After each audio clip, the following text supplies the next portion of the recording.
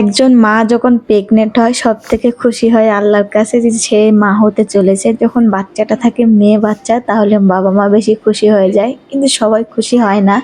একক ফ্যামিলিতে একক রকম, কিন্তু শ্বশুর বাড়িতে থাকে অন্যরকম। শ্বশুর বাড়ির লোকেরা চায় ছেলে হোক, মানে বংশের প্রতীক চায় তারা।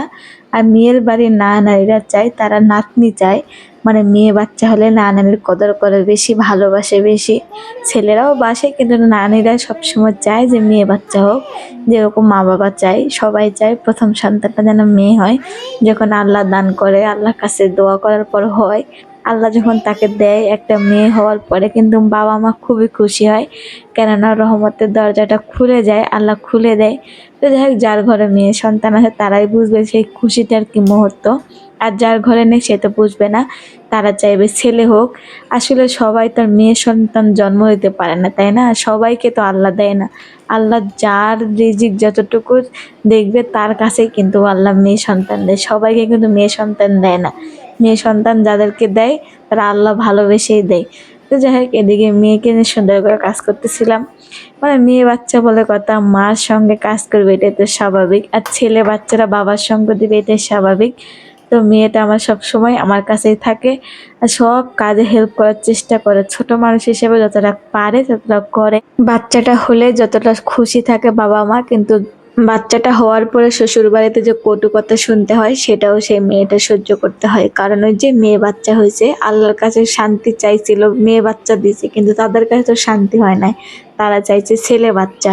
সেজন্য আল্লাহ যে দেয় নাই, তাহলে তো আমাদের কষ্টটা ভোগ করতে হবে, তাই না? তো যত কষ্টই দেখ না কেন, একটা মেয়ে কত কষ্ট করে বড় করা লাগে তার বাবা মাই জানে। যার ঘরে মেয়ে নেই সে কিভাবে বুঝবে? সে তো চাইবেই ছেলে, ছেলে থাকলে তো ছেলেই চাইবে, সে তো মেয়ে চাইবে না। আর যার ঘরে মেয়ে আছে সেই কিন্তু চাইবে যে আবার একটা মেয়ে হোক, বা মেয়ে সন্তান কতটা ভালো সেই তো বুঝবে, তারা তো আর বুঝবে না। তো মেয়ে সন্তান হইলে আল্লাহর কাছে সবাই শুকরিয়া করবে।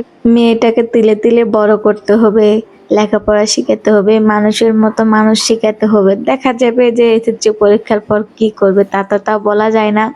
ওর পায়ে যদি ও নিজে কুড়াল মারতে সে মারবে। অনেকেই তো একরকম হয় না, এক একজন এক এক রকম হয়। সবাই কত কষ্ট করে বাচ্চাটাকে মানুষ করে বিয়ে শাদী দিবে।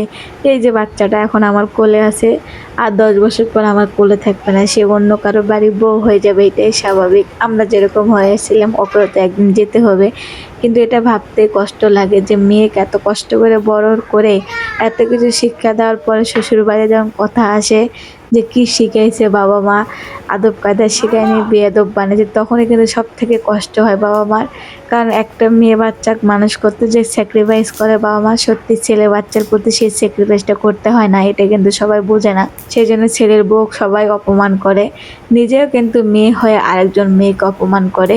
এটাই এই দুনিয়াতে মানে ইদানিং চলতেছে। তো মেয়ে বাচ্চা থাকলে সবার ঘর আলোকিত হয়ে থাকে, এটা কিন্তু সবাই বোঝে। যখন মেয়েটা চলে যায়, মেয়েটা কিন্তু ঘরটা ফাঁকা করে থুয়ে যায়, সেই বাবা মাই বোঝে তার কতটা কষ্ট হয়, কিন্তু ছেলের বাবা মা কিন্তু এটা বোঝে না।